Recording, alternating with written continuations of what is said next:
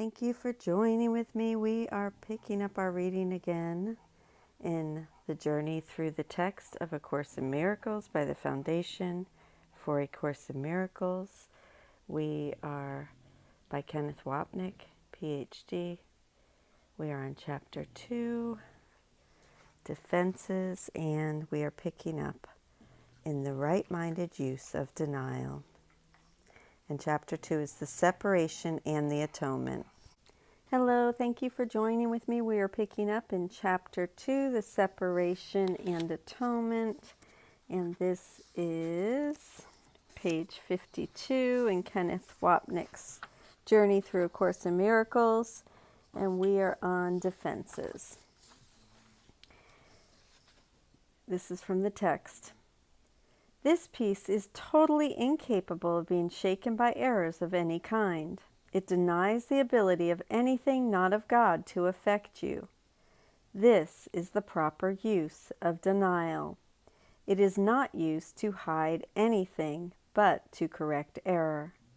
It brings all error into the light, and since error and darkness are not the same, it corrects error automatically.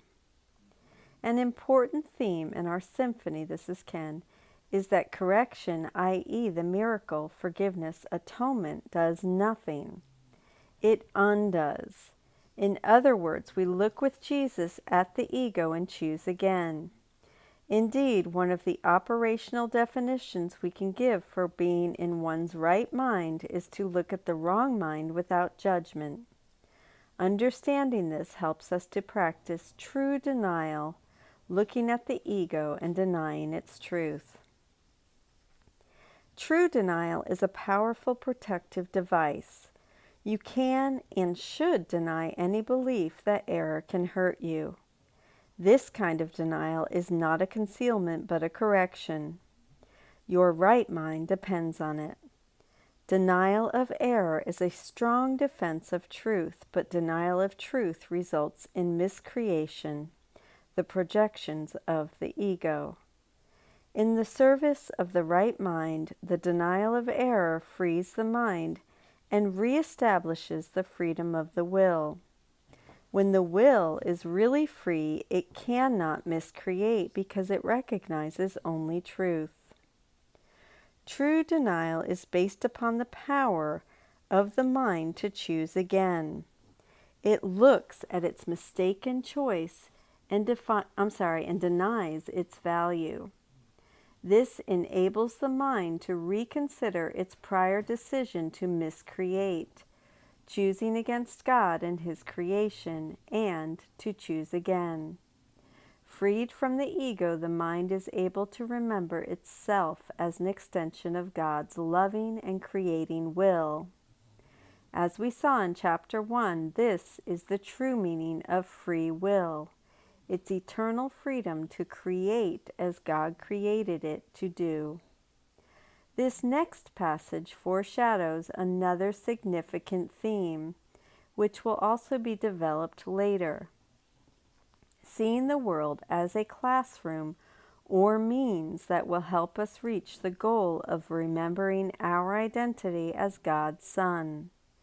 We come to recognize the right-minded purpose of everything we do, especially in our relationships.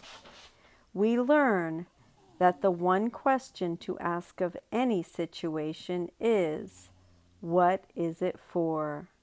God or the ego, love or fear, truth or error? You can defend truth as well as error. The means are easier to understand after the value of the goal is firmly established. It is a question of what it is for. We recognize that the Holy Spirit's purpose for our body is to correct the ego's prior misuse, which was to use it as a means of reinforcing the belief in separation and attack through our special relationships. When the goal is shifted from guilt to forgiveness, all our relationships become holy, a major theme to be considered in depth later in our symphony. Finally, we read of the miracle. The miracle is always a denial of error and an affirmation of the truth. Only right-mindedness can correct in a way that has any real effect. Pragmatically, what has no real effect has no real existence.